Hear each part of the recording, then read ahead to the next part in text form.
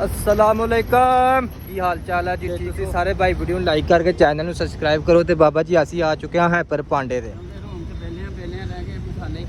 ਤੇ ਬਾਬਾ ਜੀ ਆਸਫ ਭਾਈ ਕਹਿ ਰਹੇ ਨੇ ਕਿ ਰੂਮ ਦੇ ਵਿੱਚ ਅਸੀਂ ਬੇਲਿਆਂ ਤੇ ਬੇਲਿਆਂ ਮਸਾਲੇ ਜ਼ਿਆਦਾ ਇਸਤੇਮਾਲ ਹੁੰਦੇ ਨੇ ਕਿਉਂਕਿ ਹੰਡੀ ਰੋਟੀ ਜ਼ਿਆਦਾ ਪੱਕਦੀ ਹੈ। ਵੇਲੇ ਬੰਦੇ ਦਾ ਤੁਹਾਨੂੰ ਵੀ ਪਤਾ ਕਿ ਜਿਹੜਾ ਧਿਆਨ ਹੈ ਨਾ ਉਹ ਖਾਣ ਵਾਲੀ ਸਾਈਡ ਤੇ ਜ਼ਿਆਦਾ ਹੁੰਦਾ ਤੇ ਚਲੋ ਬਾਬਾ ਜੀ ਇੱਥੋਂ ਮਸਾਲੇ ਮਸੂਲੇ ਲੈ ਕੇ ਜਾਂਦੇ ਆ। ਕੋਈ ਇੱਕ ਹਫਤੇ ਦੇ ਮਸਾਲੇ ਇਕੱਠੇ ਲੈ ਕੇ ਜਾਣੇ ਨੇ ਆਸਫ ਵਿੱਚੋਂ।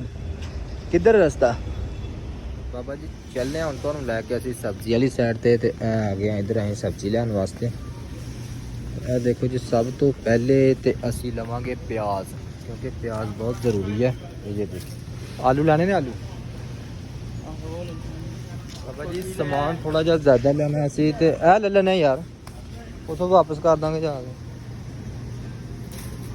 Very good.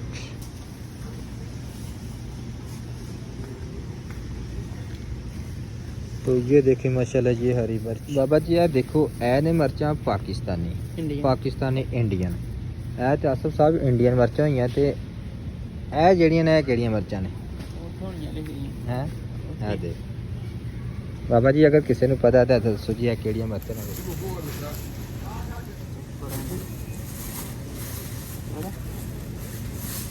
बाबा जी ये देखो जी बेमौसमियां मूलियां आ गई जिते।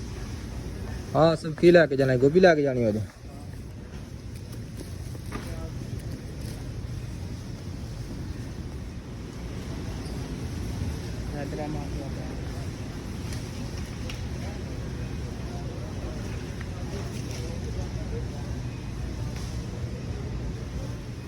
लाया दो लाया तीन लाया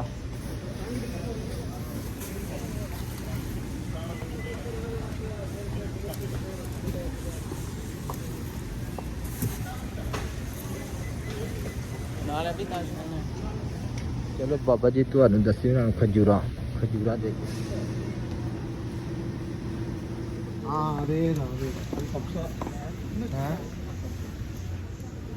पक्की गल है।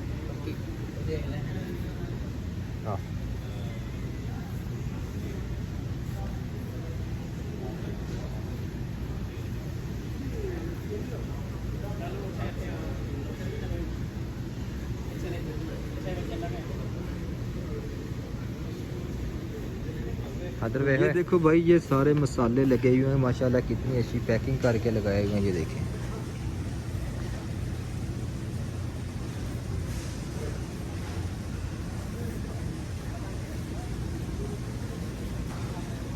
तो माशाल्लाह आपने देखा कि हम हापर पांडे पे आए हुए हैं और बहुत सारी चीज़ें इधर देखने को मिलती हैं। खाने पीने की बहुत ज़्यादा अशिया जो इधर सस्ते दाम में मिल जाती हैं, अच्छी मिल जाती हैं।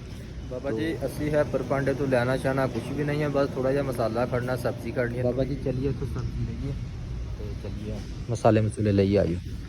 बाबा जी देखो अपने आसफ भाई उन्हें ने सिर्फ वीडियो शूट करने वास्ते आए ने, लैन लून का इन्हों का कोई प्रोग्राम नहीं कोई चीज़ भी। तो इन्होंने आख्या कि नहीं रेड़ी सानू नहीं पक्की देंगे नाल। तो अल्हम्दुलिल्लाह बाबा जी हमने शॉपिंग कर ली है बिल्कुल। ये देखें ये हैपर पांडा से हमने शॉपिंग की है। थोड़ी सी शॉपिंग नहीं की थी, बस हमें थोड़ा जा मसाला मसूला खरीदे है, एक हफ्ते का राशन खरीदे अपना। तो हम चलने असी अपने रूम दे विच।